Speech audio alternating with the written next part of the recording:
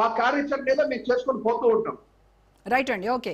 So Gurunathan గారు మీరేం చెప్తారు సార్? అంటే పవన్ కళ్యాణ్ వర్సెస్ ప్రొఫెసర్ నాగేశ్వర్ గా మారిపోయింది ఈ మొత్తం ఇన్సిడెంట్ అంతా కూడా. అంటే ప్రొఫెసర్ నాగేశ్వర్ కి తనకున్నటువంటి సోర్సెస్ ఏవో చెప్తే, గతంలో పవన్ కళ్యాణ్ చెప్పినటువంటి ఏవైతే ఆయన మాట్లాడారో కేంద్రం నిఘా వర్గాల నుంచి నాకు వచ్చినటువంటి సమాచారం ఇది అని ఆయన ఏదైతే చెప్పారో దానికి ఉన్నటువంటి సోర్సెస్ ఏంటి అని చెప్పేసి అడుగుతా ఉన్నారు. మేడం, ప్యానల్లో ఉన్న వాళ్ళందరికీ కూడా నమస్కారం. ఇది మంచి సబ్జెక్టు, మనం మాట్లాడాల్సిన అంశం కూడా ఉంది. ఇప్పుడు ప్రొఫెసర్ నాగేశ్వరరావు గారు అనేటువంటి తన యొక్క వ్యక్తిత్వం, తను ఎంత మేధావి అనేది సమాజానికి జగమెరిగిన సత్యం. సో దీనికి పూర్వపరాలు ముందు తరువాత. ఇప్పుడు వీళ్ళు తెలంగాణ సామాజిక వర్గం అంటే సమాజం నుంచి వచ్చినటువంటి వ్యక్తులుగా, అక్కడ ఉన్నటువంటి భావాజాలం, వాళ్ళు అక్కడ విశ్లేషకులుగా తయారైన వాళ్ళు ఆ ఉద్యమాల నుంచి వచ్చినటువంటి నేపథ్యాన్ని ఎప్పుడూ ఆర్థిక ఉగ్రవాదులు, అరాచక శక్తులు, అక్కడ ఉన్నటువంటి పెత్తందారీ వ్యవస్థ, అక్కడ రజాకార్ మూవ్మెంటు, లేకపోతే ఇంకొక అంశాలు అక్కడ ప్రభావితం చేస్తున్నటువంటి అంశాలన్నీ కూడా వీళ్ళు చిన్నప్పటి నుంచి ఏకరువు పెట్టి వాటి మీద మాట్లాడేటువంటి తత్వం కలిగినటువంటి ఒక విశ్లేషకులు, మేధావులు. ఈ నేపథ్యంలో మనం ఒకటి ప్రశ్నించాల. ఇప్పుడు అన్ని వేళలా ఆ ప్రశ్నించి డిస్కస్ చేసి ఇంటర్నల్ గా జరిగినటువంటి ఒక ప్రధానమైనటువంటి భూమిక పోషిస్తున్నటువంటి పవన్ కళ్యాణ్ గారు, మాజీ డిప్యూటీ సీఎం ఒక అమిత్ షా గారు, వాళ్ళిద్దరి మధ్య జరిగినటువంటి సంభాషణ, చచ్చిపోయిన పాము జగన్మోహన్ రెడ్డి గారు. ఆల్రెడీ మేమేమనుకున్నాం, ప్రజాక్షేత్రంలో అతన్ని అధపాతాళానికి తొక్కాలనుకున్నాం, తొక్కేశాం. ఇక should not arise that question.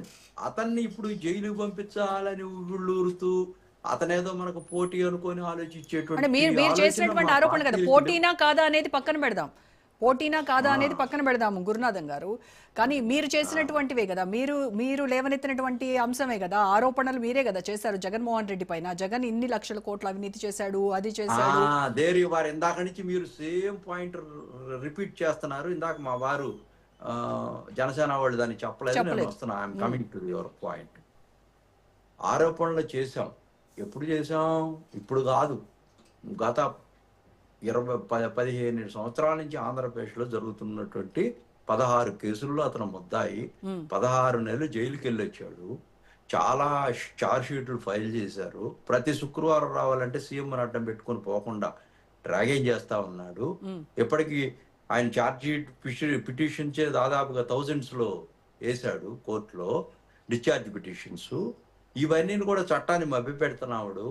కేంద్రం దగ్గరికి వెళ్ళి క్యాట్ ఆన్ ది వాల్ లాగా ప్రవర్తిస్తున్నాడు. ఈ తప్పకుండా మా గవర్నమెంట్ ఏదైతే ఉందో, మేము ఇప్పుడు గవర్నమెంట్ వచ్చిన తర్వాత లిక్కర్ స్కామ్ కు సంబంధించినటువంటి అంశాలు, అదేవిధంగా కల్తీ లడ్డూకు సంబంధించినటువంటి అంశాలు, అదేవిధంగా పోలవరంలో ఏ విధంగా అవినీతి జరుగుతుంది, అదేవిధంగా ఇళ్లు కట్టేటువంటి గృహ నిర్మాణాల్లో ఏ విధంగా అవినీతి జరిగింది, వాళ్ళ ఎమ్మెల్యేలు పెట్టి ఎట్లా కట్టించారు, అదేవిధంగా నాడు నేడు అనేటువంటి బడి కార్యక్రమాన్ని తీసుకొని ఎట్లా జనాల దగ్గర డబ్బులు కాజేశారు, ఈ యొక్క పేదలకు ఇచ్చేటువంటి పట్టాలు లో లయింగ్ ఏరియాల్లో తీసుకొని కోట్ల రూపాయలు, చాలా లక్ష రూపాయల లోపు ఉండేటువంటి గుడ్లు పెట్టే పొలాలు తీసుకొచ్చి గవర్నమెంట్తో కొన్ని లక్షల కోట్లతో డబ్బులు పెట్టి కొనిచ్చి అప్పు చేసి పప్పు కూడి తిన్నటువంటి విషయం. ఇవి ఒకటే కాదు, అసలు చాలా ఉన్నాయి. ఇంకా సుంకాలుగా అసలు పుంకాలుగా తవ్వే కొద్ది బయటకు పడతా ఉన్నాయి. ఋషికొండ వ్యవహారం, ఈ రాష్ట్రంలో చేసినటువంటి అవినీతి బాగోతాలు, మేము ఎక్కడ డిబేట్ అయ్యి వెనక్కెళ్ళలేదు మేడం. ఇప్పుడు మా అంశం ఏంటంటే, మీరు చెప్తున్నారు చూసారా, ఇక్కడ నాగేశ్వర్ గారు మాట్లాడినటువంటి దాంట్లో మేము అతన్ని, జగన్మోహన్ రెడ్డి గారికి చట్టం తన పని తాను చేసుకుని వెళ్తుంది. ప్రత్యేకించి వెళ్ళి కూర్చొని చర్చించి అతను చెప్పాల్సిన అవసరం లేదు. Should not arise that question.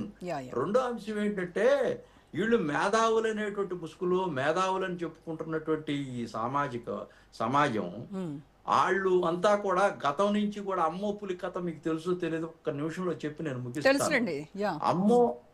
అమ్మో పులి అనేటువంటి దాన్ని ఒక తల్లి దగ్గర జోయల్ గా తీసుకొని ఒక అమ్మాయి అమ్మో పులి వస్తుందని అంటే పరిగెత్తుకుంటూ వచ్చి ఎక్కడమ్మా అంటే పులి నిన్ను ఏడిపించడానికి లే అన్న. అట్లా 3 సార్లు చెబితే 3 సార్లు పులి లేదు, ఏడిపిస్తా ఉంది. 4వసారి నిజంగానే పులి వచ్చిందంట, తినేసిందంట.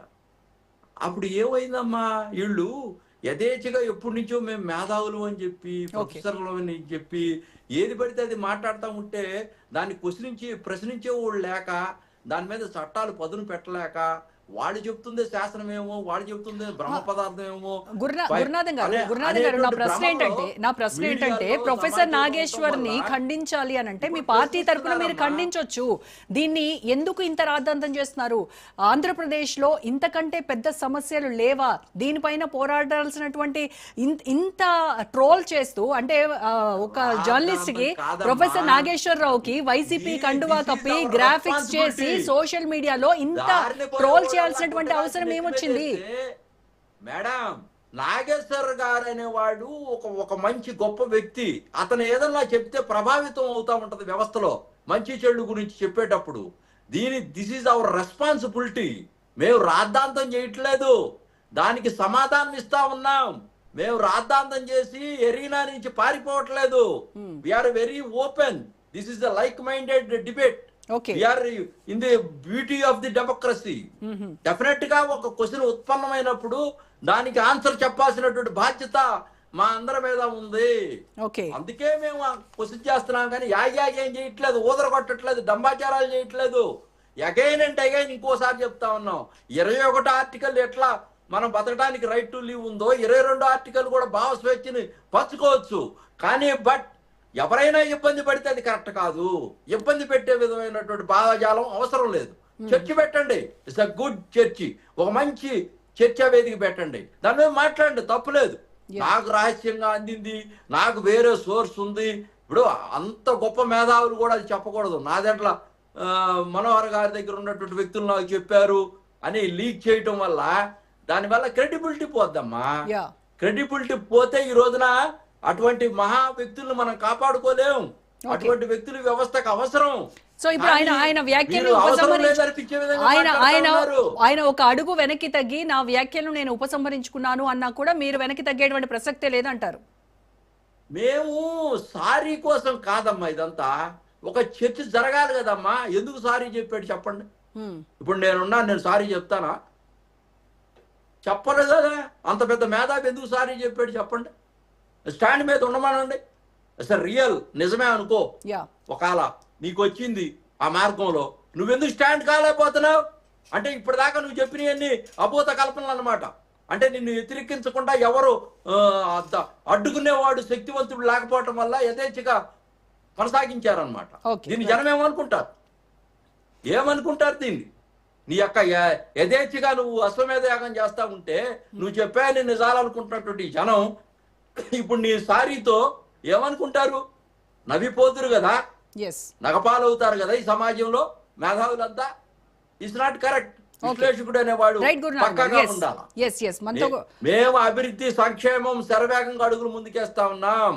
అన్నగారి పార్టీలో మేము ఒక విశ్లేషకులుగా వంశీ భరద్వాజ్ గారి ఆయన వెర్షన్ ఏంటో కూడా తెలుసుకుందాము. సో వంశీ భరద్వాజ్ గారు, ఈ సోర్సెస్ గొడవ, ఈ అంటే